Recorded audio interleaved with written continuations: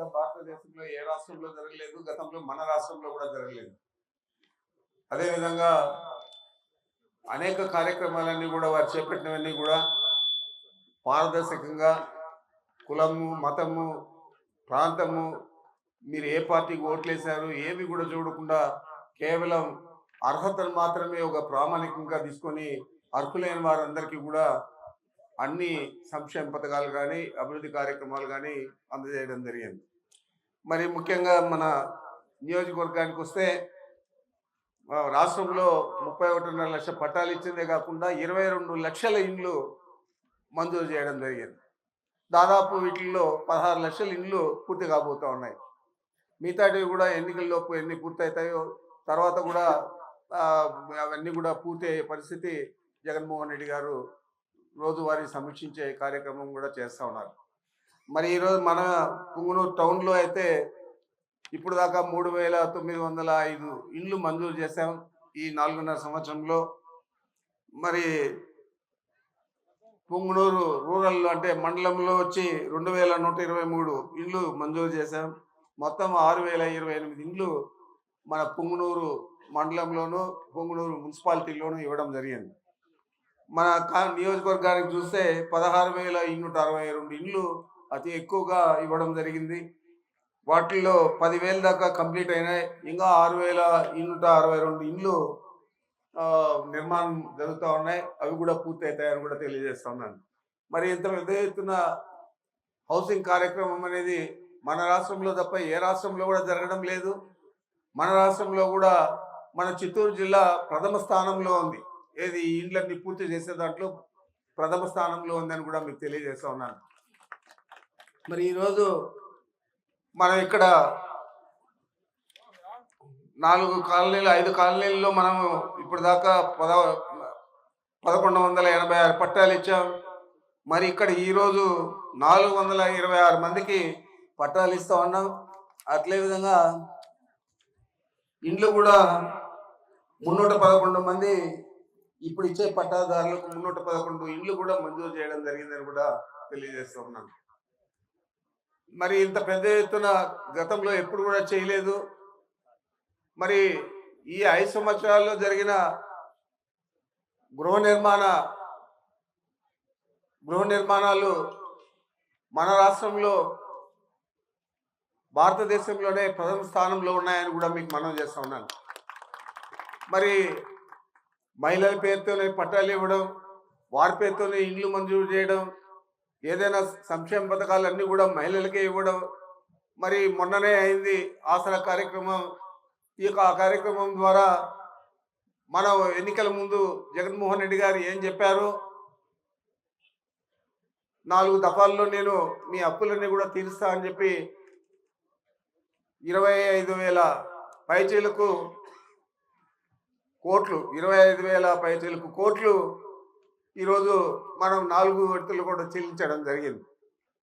మరి ఎన్నికల ముందు చెప్పాడు, ఎన్నికల తర్వాత చేశాడు.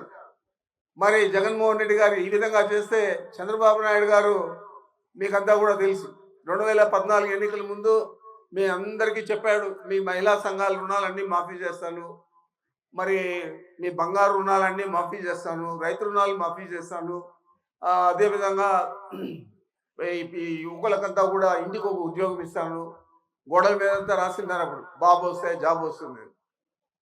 మరి ఇవన్నీ కూడా చేశాడా అని అడుగుతా ఉన్నాను.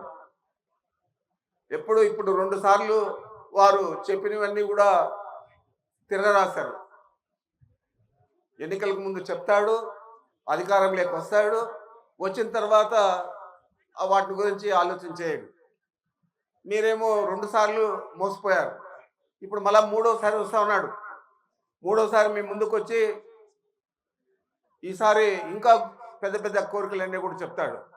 మనం ఇప్పుడు అమలు చేసే సంక్షేమ పథకాలు అమలు చేస్తూ ఉంటే ఇవన్నీ అమలు చేస్తే మీరంతా కూడా మీడియాలో చూస్తుంటారు, పత్రికల్లో చదివింటారు. అంతేత మీకు మళ్ళీ గుర్తు చేస్తూ ఉన్నాను, ఈ సంక్షేమ పథకాలన్నీ అమలు చేస్తే జగన్మోహన్ రెడ్డి గారు శ్రీలంక అయిపోతుంది, ఇప్పటికే శ్రీలంక మాదిరి అయిపోయింది, దివాలాకోరు అంచునుంది రాష్ట్రం అని చెప్పిన పెద్ద మనిషి ఈరోజు బాబు గ్యారంటీ అని చెప్పి గ్యారంటీ అని ఒక పోస్టర్లంతా కూడా ఊర్లలో వేస్తా ఉన్నారు. మరి ఏం గ్యారంటీ ఇస్తా ఉన్నాడు అని అడుగుతా ఉన్నాను. ఆయన చెప్పే మాటలు మీరు నమ్మితే మూడోసారి మోసపోతారు. 2014లో మోసపోయాం. అంతకుముందు రామారావు గారిని దించిన తర్వాత రామారావు గారు ఏవైతే మహిళలకంతా కూడా ఆ రోజు మీ భర్తలంతా తాగి చెడిపోతా ఉన్నారు, అందుకని మద్యపాన నిషేధం తెస్తా ఉన్నానని చెప్పి ఆయన ఒక మంచి ఉద్దేశంతో తీసుకొస్తే ఈయన ఏం చేశాడో అని అడుగుతా ఉన్నాను. అదే రకంగా నేను విద్యుత్ ఛార్జీలే పెంచనని చెప్పాడు ఆ రోజు. అదే రకంగా ₹2 కేజీ బియ్యాన్ని నేనేమి కానీ మేము ఎన్నికల్లో చెప్పాము, ఆ విధంగానే చేస్తామని చెప్పాడు. ఆయన అధికారంలోకి వచ్చి రామారావు అందించి అధికారంలోకి వచ్చిన 3 నెలల్లోనే ₹2 కేజీ బియ్యాన్ని ₹5.25 చేశాడు. ఎన్నికలు వచ్చే లోపల 3 సార్లు 4 సార్లు కరెంట్ ఛార్జీలు పెంచాడు. మరి మద్యపాన నిషేధం ఇది చాలా ఇబ్బందిగా ఉంది, మా ప్రభుత్వం నడవడానికి ఆర్థికంగా చాలా ఇబ్బందులు ఉన్నాయి, అంచేత ఆదాయం రావాలంటే మద్యపాన నిషేధాన్ని తీసేయాలని చెప్పి మద్యపాన నిషేధాన్ని కూడా ఎత్తివేయడం జరిగింది. ఎత్తివేసినా పర్వాలేదు, మన ఇండ్ల చుట్టూ కూడా బెల్ట్ షాపులు పెట్టడం జరిగింది. మరి ఆ రోజు చూసాం అతను మాట మీద ఉంటాడా లేదా అని. 2014లో చూసాం, మళ్ళీ ఇప్పుడు 2024లో వస్తా ఉన్నాడు మన ముందుకు. ఇప్పుడేం చెప్పబోతాడని అడుగుతా ఉన్నాను. మీరు ఆలోచన చేయాల. ప్రతి ఇంటికి ఒక మంచి కారు తీసిస్తారు, లేదా 1 కేజీ బంగారు ఇస్తా అంటాడు, లేదా ప్రతి మహిళకు మీ బ్యాంకు రుణాలు కట్టేదే కాకుండా బంగారు రుణాలు కట్టేదే కాకుండా ప్రతి ఒక్కరికి ఈ కేజీ బంగారుతో నగలు కూడా నేనే చేసిస్తా అంటాడు. మరి ఇంటికి ఒక ఉద్యోగం అని గతంలో చెప్పాడు, ఇచ్చింది లేదు. ఆయన అధికారంలోకి వచ్చినాక 2014 తర్వాత అధికారంలోకి వచ్చిన 3 నెలల్లోనే 2 లక్షల పైచిలకు కాంట్రాక్ట్ ఉద్యోగులందరినీ కూడా తీసేయడం జరిగింది. అంత పేద పిల్లలే కాంట్రాక్ట్ ఉద్యోగులుగా పనిచేస్తారు. మరి వాళ్ళందరినీ కూడా తొలగించడం జరిగింది. ఏమో అప్పుడేమో ఎన్నికల ముందేమో ఇంటికి ఉద్యోగం అన్నాడు, గోడల మీద అంతా బాబు వస్తే జాబ్ వస్తుందని రాశాడు. ఇవన్నీ జరిగాయని అడుగుతున్నాను. అప్పుడు చేయలేదు, 2014లో చేయలేదు, ఇప్పుడు 2024లో మీ ముందుకు వస్తా ఉన్నాడు. మీరు కన్నా మోసపోతే తప్పకుండా మళ్ళా మనం 10 సంవత్సరాలు ఎన్నికపోతాం. జరిగే అభివృద్ధి కార్యక్రమాలన్నీ కూడా సంక్షేమ పథకాలన్నీ కూడా అమలు చేసే సంక్షేమ పథకాలు కూడా నిలిచిపోతాయి. మీరు దయచేసి ఆలోచన చేయండి అని అడుగుతా ఉన్నాను. ఏదైనా ఈరోజు మనం ఇస్తా ఉన్నాం, గర్వంగా మనం మనకు వ్యతిరేకంగా ఉండే ఇంటికి కూడా పోయి తలుపు తట్టి అయ్యా మాకు ఓటేయండి అని అడుగుతాం. ఎందుకంటే మనకు జగన్మోహన్ రెడ్డి గారు అర్హత కల్పించాడు.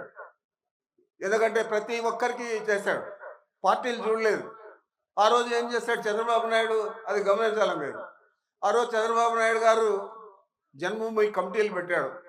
ఆ కమిటీలు మీ వార్డుకు ఒక జన్మభూమి కమిటీ, మండలానికి ఒక జన్మభూమి కమిటీ, జిల్లా స్థాయిలో జన్మభూమి కమిటీ పెట్టి ఆ కమిటీలో మనకి ఇచ్చే ఒగారో ఇల్లు ఒగారో పెన్షన్ వారికి కావాల్సిన వాళ్ళకి ఇచ్చుకున్నారు. ఆ కమిటీ సభ్యులందరూ కూడా తెలుగుదేశం పార్టీకి సంబంధించిన వారు అందరూ కూడా వాళ్ళకి కావాల్సిన వారికి లేదా వాళ్ళకి ఎవరైనా డబ్బులు ఇచ్చే వాళ్ళకు లేకపోతే వాళ్ళ పార్టీ కార్యకర్తలకు ఇచ్చారు తప్ప ఈరోజు జగన్మోహన్ రెడ్డి గారు చేసినట్లు పేదల కోసమే ఒక కొలబద్దగా తీసుకొని పేదలందరికీ అర్హులైన వారికి అందరికీ ఇచ్చే పరిస్థితి ఆ రోజు జరగలేదని కూడా మీకు మనవి చేస్తా ఉన్నాను. రేపు మళ్ళా అదే రిపీట్ అవుతుంది, రేపు మళ్ళా తిరిగి అదే జరుగుతుంది. అంచేత మీరు ఎవరు మీకు సహాయం చేశారు, ఎవరు ఇంతగా మీకోసం తాపత్రయపడి పనిచేశాడు మీకు అంతా తెలుసు. 2 సంవత్సరాలు కరోనాతో పోతే కూడా క్రమం తప్పకుండా మీకు చెప్పిన మాటలన్నీ కూడా నెరవేర్చాడు. దాదాపు ఎన్నికల మేనిఫెస్టోలో 99.5% మొత్తం కూడా పూర్తి చేయడం జరిగింది. ఏ ముఖ్యమంత్రి కూడా అధికారంలోకి వచ్చిన మరుసటి రోజే ఎన్నికల హామీలు నెరవేర్చాలని పూనుకోడు. మన ముఖ్యమంత్రి అధికారంలోకి వచ్చిన మొదటి రోజు నుంచే మంత్రులందరూ కూడా మీరు కూడా మీ టేబుల్ మీద ఆ మేనిఫెస్టో పెట్టుకోవాలా, మనం ఎన్నికల్లో ఇచ్చిన హామీలన్నీ నెరవేర్చామా లేదా అని రోజువారీ బేరేజ్ చేసుకోవాలా. ఏదైనా తప్పులు ఉంటే మీ నియోజకవర్గాల్లో కూడా మీరు అర్హులు ఎవరైనా తప్పు అంటే ప్రతి 6 నెలలకు ఒకసారి వారికి ఇస్తామని చెప్పండి. ఆ విధంగా జనవరిలోను జూలైలోను మనం ఇస్తా ఉన్నాం. ఇప్పుడు ఏదో ఒకరో 62 తప్పు అంటే కూడా వాళ్ళకు కూడా ఇస్తా ఉన్నాం అర్హులందరికీ. మరి ఆ రోజు ఏది జరగలేదు. రాబోయే రోజుల్లో కూడా అదే జరుగుతుంది. చంద్రబాబు నాయుడు ముఖ్యమంత్రి అయితే మరి మనం భరించలేము. వారు ఏం చేస్తారు, ఏం చెప్తారు? నిన్న చెప్తున్నాడు పీలేరు సభలో రామచంద్రారెడ్డి అంటే పెద్దిరెడ్డి పొద్దున్నే ఇసుక ఒక లోటు తింటాడు, మధ్యాహ్నం మైనింగ్ తింటాడు, రాత్రి ఇరిగేషన్ శాఖ తింటాడు అని. నీకు అసలు సిగ్గు ఎగ్గు లేదు, మాట్లాడేదానికి ఏది లేదు. నేను పలాంది చేసిన ఈ రాష్ట్రానికని లేదు, ఈ ప్రాంతానికని లేదు. ఈరోజు కుప్పంకు మనం హంద్రీనేవా నీళ్ళు ఇస్తా ఉన్నాం, ఇప్పుడు పోతా ఉన్నాయి కుప్పంకు. మన ప్రాంతం అంతా కూడా హంద్రీనేవా నీళ్ళు ఇస్తా ఉన్నాం. మరి నువ్వు ఎందుకు చేయలేదు? 14 సంవత్సరాలు ముఖ్యమంత్రిగా ఉన్నావు, కుప్పానికి ఏమి కూడా చేయకుండా ఈరోజు మనం అన్నీ కూడా చేస్తూ ఉంటే నువ్వు వరుసగా అన్నీ ఓడిపోయావు. ఆడ ఎంపీటీసీలు పోయినారు, మండల ప్రెసిడెంట్లు, జడ్పీటీసీలు, మున్సిపాలిటీ అన్నీ కూడా ఓడిపోయి సిగ్గు లేకుండా ఇంకా నా గురించి మాట్లాడుతూ ఉన్నాడు. ఈ రాష్ట్ర ప్రజలకు తెలుసు, లేదా మన ప్రాంతంలో మన జిల్లాలో ఉన్న మీ అందరికీ తెలుసు నేను ఎలాంటి వ్యక్తిని అని. ఆయన నా మీద ఇలాంటి అవాంఛనీయ మాటలన్నీ కూడా మాట్లాడాడు. మరి ఇంకా ఆయన నిన్న ఇంకా ఏం మాట్లాడాడంటే పెద్దిరెడ్డి పాపాల పెద్దిరెడ్డి అన్నాడు. నేనేం పాపాలు చేశాను? నేనేమన్నా మా మామను వెన్నుపోటు పొడిచి అధికారంలోకి వచ్చి ముఖ్యమంత్రి అయినానా? లేదా నేనేమన్నా నమ్మిన వాళ్ళకు మోసం చేశానా? లేదా తప్పుడు మాటలు చెప్పి ఎన్నికల్లో గెలిచి అధికారానికి వచ్చిన తర్వాత ఆ మాటలన్నీ కూడా ఉమ్ము చేసిన వ్యక్తి నువ్వు. ఏదైనా మోసకారంటే చంద్రబాబు నాయుడు, కుట్రదారుడంటే చంద్రబాబు నాయుడు. ఏదైనా ఈ రాష్ట్రంలో ఈ రాష్ట్ర ప్రజలకు నష్టం జరిగింటే చంద్రబాబు అధికారంలో ఉన్న రోజుల్లోనే జరిగింటారు తప్ప ఇంకా ఎవరు కూడా ఇంత నష్టం చేయలేదని మీకు మనం చేస్తా ఉన్నాను. ఈరోజు మేము దాదాపు 14,000 ఇండ్లు ఇచ్చాం కుప్పంలో. 14,000 ఇండ్లు ఇస్తే నువ్వు ముఖ్యమంత్రిగా 14 సంవత్సరాలు ఉన్నావు, ఎన్ని ఇండ్లు ఇచ్చి ఉండకూడదు? ఆ పేదలందరినీ కూడా ఎందుకు ఇండ్లు లేకుండా చేస్తున్నావు? ఈరోజు ఈ అభివృద్ధి కార్యక్రమాలన్నీ కుప్పంలో మనం చేస్తూ ఉన్నాం. ముఖ్యమంత్రిగా 14 సంవత్సరాలు ఉంటే ఎన్నైనా చేసి ఉండొచ్చు. మనం 5 సంవత్సరాలు ఎన్ని అభివృద్ధి కార్యక్రమాలు చేస్తూ ఉన్నాం పుంగనూరులో. తాగునీటికి కానీ సాగునీటికి కానీ, ఈరోజు సాగునీటికి మన ప్రాజెక్టులు కడతా ఉంటే అది ఇరిగేషన్ రాత్రి భోజనం చేస్తాడంట. వీడికి సిగ్గు లేదు, మాట్లాడే పస లేదు. పసలేని మాటలన్నీ కూడా మాట్లాడుతూ ఉన్నాడు. తప్పకుండా ఈ రాష్ట్ర ప్రజలు బుద్ధి చెప్తారు. ముఖ్యంగా మన జిల్లా ప్రజలు బుద్ధి చెప్పాలా. ఇక ఒక్క సీటు కూడా తెలుగుదేశం పార్టీకి వస్తే మన కాళ్ళను మనం నరుక్కున్నట్లయితుంది, మన అభివృద్ధిని మనం తప్పుదోవ పట్టించినట్లయితుంది, మన సంక్షేమ పథకాలన్నీ ఆగిపోయే పరిస్థితి వస్తుంది. ఈ చంద్రబాబు మోసకారి మాటలను నమ్మద్దండి. తప్పకుండా అతను ఏం మాట్లాడినా ఏం చేసినా ఈరోజు నైరాశ్యంలో మాట్లాడుతూ ఉన్నాడు. అధికారంలోకి రాలేను అని దూషణ పర్వానికి దిగాడు. నువ్వు ఏదైనా చేసింటే 2014 నుంచి 19 దాకా 5 సంవత్సరాల్లో అవి చెప్పుకోవాలి. ఫెస్టివల్ 99.5% మొత్తం కూడా పూర్తి చేయడం జరిగింది. ఏ ముఖ్యమంత్రి కూడా అధికారంలోకి వచ్చిన మరుసటి రోజే ఎన్నికల హామీలు నెరవేర్చాలని పూనుకోడు. మన ముఖ్యమంత్రి అధికారంలోకి వచ్చిన మొదటి రోజు నుంచే మంత్రులందరూ కూడా మీరు కూడా మీ టేబుల్ మీద ఆ మేనిఫెస్టో పెట్టుకోవాలా, మనం ఎన్నికల్లో ఇచ్చిన హామీలన్నీ నెరవేర్చామా లేదా అని రోజువారీ బేరేజ్ చేసుకోవాలా. ఏదైనా తప్పులు ఉంటే మీ నియోజకవర్గాల్లో కూడా మీరు అర్హులు ఎవరైనా తప్పు అంటే ప్రతి 6 నెలలకు ఒకసారి వారికి ఇస్తామని చెప్పండి. ఆ విధంగా జనవరిలోను జూలైలోను మనం ఇస్తా ఉన్నాం. ఇప్పుడు ఏదో ఒకరో 62 తప్పు అంటే కూడా వాళ్ళకు కూడా ఇస్తా ఉన్నాం అర్హులందరికీ. మరి ఆ రోజు ఏది జరగలేదు. రాబోయే రోజుల్లో కూడా అదే జరుగుతుంది. చంద్రబాబు నాయుడు ముఖ్యమంత్రి అయితే మరి మనం భరించలేము. వారు ఏం చేస్తారు, ఏం చెప్తారు? నిన్న చెప్తున్నాడు పీలేరు సభలో రామచంద్రారెడ్డి అంటే పెద్దిరెడ్డి పొద్దున్నే ఇసుక ఒక లోటు తింటాడు, మధ్యాహ్నం ఏం చెప్పాడు అది మధ్యాహ్నం మైనింగ్ తింటాడు, రాత్రి ఇరిగేషన్ శాఖ తింటాడు అని. నీకు అసలు సిగ్గు ఎగ్గు లేదు, మాట్లాడేదానికి ఏది లేదు. నేను పలాంది చేసిన ఈ రాష్ట్రానికని లేదు, ఈ ప్రాంతానికని లేదు. ఈరోజు కుప్పంకు మనం హంద్రీనేవా నీళ్ళు ఇస్తా ఉన్నాం, ఇప్పుడు పోతా ఉన్నాయి కుప్పంకు. మన ప్రాంతం అంతా కూడా హంద్రీనేవా నీళ్ళు ఇస్తా ఉన్నాం. మరి నువ్వెందుకు చేయలేదు? 14 సంవత్సరాలు ముఖ్యమంత్రిగా ఉన్నావు. కుప్పానికి ఏమి కూడా చేయకుండా ఈరోజు మనం అన్నీ కూడా చేస్తా ఉంటే నువ్వు వరుసగా అన్నీ ఓడిపోయావు. ఆడ ఎంపీటీసీలు పోయినారు, మండల ప్రెసిడెంట్లు, జడ్పీటీసీలు, మున్సిపాలిటీ అన్నీ కూడా ఓడిపోయి సిగ్గు లేకుండా ఇంకా నా గురించి మాట్లాడుతా ఉన్నాడు. ఈ రాష్ట్ర ప్రజలకు తెలుసు, లేదా మన ప్రాంతంలో మన జిల్లాలో ఉన్న మీ అందరికీ తెలుసు నేను ఎలాంటి వ్యక్తిని అని. ఆయన నా మీద ఇలాంటి అవాంఛనీయ మాటలన్నీ కూడా మాట్లాడాడు. మరి ఇంకా ఆయన నిన్న ఇంకా ఏం మాట్లాడాడంటే పెద్దిరెడ్డి పాపాల పెద్దిరెడ్డి అన్నాడు. నేనేం పాపాలు చేశాను? నేనేమన్నా మా మామను వెన్నుపోటు పొడిచి అధికారంలోకి వచ్చి ముఖ్యమంత్రి అయినానా? లేదా నేనేమన్నా నమ్మిన వాళ్ళకు మోసం చేశానా?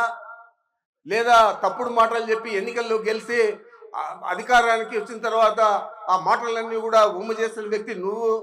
ఏదైనా మోసకారంటే చంద్రబాబు నాయుడు, కుట్రదారుడంటే చంద్రబాబు నాయుడు. ఏదైనా ఈ రాష్ట్రంలో ఈ రాష్ట్ర ప్రజలకు నష్టం జరిగింటే చంద్రబాబు అధికారంలో ఉన్న రోజుల్లోనే జరిగింటే తప్ప ఇంకా ఎవరు కూడా ఇంత నష్టం చేయలేదని మీకు మనం చేస్తున్నాను. ఈరోజు మేము దాదాపు 14,000 ఇండ్లు ఇచ్చాం కుప్పంలో. 14,000 ఇండ్లు ఇస్తే నువ్వు ముఖ్యమంత్రిగా 14 సంవత్సరాలు ఉన్నావు. ఎన్ని ఇండ్లు ఇచ్చి ఉండకూడదు? ఆ పేదలందరినీ కూడా ఎందుకు ఇండ్లు లేకుండా చేస్తున్నావు? ఈరోజు ఈ అభివృద్ధి కార్యక్రమాలన్నీ కుప్పంలో మనం చేస్తూ ఉన్నాం. ముఖ్యమంత్రిగా 14 సంవత్సరాలు ఉంటే ఎన్నైనా చేసి ఉండొచ్చు. మనం 5 సంవత్సరాలు ఎన్ని అభివృద్ధి కార్యక్రమాలు చేస్తూ ఉన్నాం పుంగనూరులో. తాగునీటికి కానీ సాగునీటికి కానీ, ఈరోజు సాగునీటికి మన ప్రాజెక్టులు కడతామంటే అది ఇరిగేషన్ రాత్రి భోజనం చేస్తాడంట. వీడికి సిగ్గు లేదు, మాట్లాడే పస లేదు. పసలేని మాటలన్నీ కూడా మాట్లాడుతూ ఉన్నాడు. తప్పకుండా ఈ రాష్ట్ర ప్రజలు బుద్ధి చెప్తారు. ముఖ్యంగా మన జిల్లా ప్రజలు బుద్ధి చెప్పాలా. ఇక ఒక్క సీటు కూడా తెలుగుదేశం పార్టీకి వస్తే మన కాళ్ళను మనం నరుక్కున్నట్లయితుంది, మన అభివృద్ధిని మనం తప్పుదో పట్టించినట్లయితుంది, మన సంక్షేమ పథకాలన్నీ ఆగిపోయే పరిస్థితి వస్తుంది. ఈ చంద్రబాబు మోసకారి మాటలను నమ్మద్దండి. తప్పకుండా అతను ఏం మాట్లాడినా ఏం చేసినా ఈరోజు నైరాశ్యంలో మాట్లాడుతూ ఉన్నాడు. అధికారంలోకి రాలేను అని దూషణ పర్వానికి దిగాడు. నువ్వు ఏదైనా చేసింటే 2014 నుంచి 19 దాకా 5 సంవత్సరాల్లో అవి చెప్పుకోవాలా.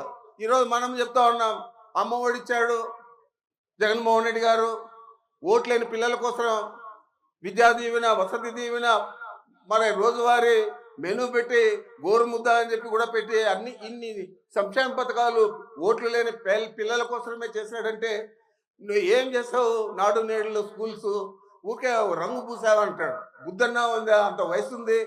ఆ వయసులో మాట్లాడాల్సిన మాటల మీ పిల్లలేమో ఇంగ్లీష్ మీడియంలో చదవాలా, రాని తెలుగులో మాట్లాడతాడు వాళ్ళ లోకేష్ గారు. మరి ఈడేమో ఈయనకి ఇంగ్లీష్ రాదు, ఏం రాదు. బ్రీఫ్డ్ మీ అని చెప్పిందంతా మీరు టీవీలో చూశాడు. ఆ కోట్ల కేసులు దొరికిపోయి ఇతను కూడా నా గురించి మాట్లాడుతూ ఉన్నాడు. నేను ఒకటే చెప్తున్నాను చంద్రబాబు నాయుడికి, ఈ రాష్ట్రంలో నువ్వు అధికారంలోకి రావు. ఈ జిల్లాలో కుప్పంతో సహా అన్ని స్థానాలు కూడా మేము గెలుస్తాము. నీకు దమ్ముంటే ఎన్నికల్లో పోరాడు. ఇట్లా చౌకబారు మాటలు మాట్లాడి నిన్ను నువ్వు తగ్గించుకోవద్దు చంద్రబాబు నాయుడు అని బుద్ధి చెప్తా ఉన్నా. నీకు ఇంకా ఎక్కువగా మాట్లాడేవనుకో రాళ్ళ దెబ్బలు తప్పవని కూడా నేను చెప్తా ఉన్నాను. ఇంత నీచంగా మాట్లాడే పరిస్థితి చంద్రబాబుకు దాపురించిందంటే ఇలాంటి వ్యక్తులు మన జిల్లా నుంచి ముఖ్యమంత్రులై మామను వెన్నుపోటు పొడిసి అధికారం తీసుకొని మనకు చెడ్డ పేరు తెచ్చారు. చిత్తూరు జిల్లా వాసులు అంటే వెన్నుపోటుదారులా? నువ్వొక్కడే వెన్నుపోటుదారుడు. ఈ జిల్లాకు కూడా వెన్నుపోటు పొడిచావు, కుప్పానికి కూడా వెన్నుపోటు పొడిచావు. ఈ రోజు అభివృద్ధి కార్యక్రమాలన్నీ కుప్పంలో జరుగుతూ ఉన్నాయంటే అది ఒక జగన్మోహన్ రెడ్డి గారి చలువ అని నువ్వు తెలుసుకోవాలని కూడా చంద్రబాబు నాయుడుకి చెప్తా ఉన్నాను. అంతే మీ అందరికీ మనవి చేస్తా ఉన్నా, చంద్రబాబు ఏం చెప్పినా అది చేయడు. ఎన్నికల తర్వాత ముందే మోసపోయి మీరు ఓట్లేసే పరిస్థితి చేస్తే మీ కాళ్ళని మీరు నరుక్కున్నట్లయితుంది. తప్పకుండా మనం అభివృద్ధి కావాలన్నా, సంక్షేమ పథకాలు కావాలన్నా మన నాయకుడు జగన్మోహన్ రెడ్డి గారు తిరిగి ముఖ్యమంత్రి అయితేనే అది మనకు జరుగుతాయి.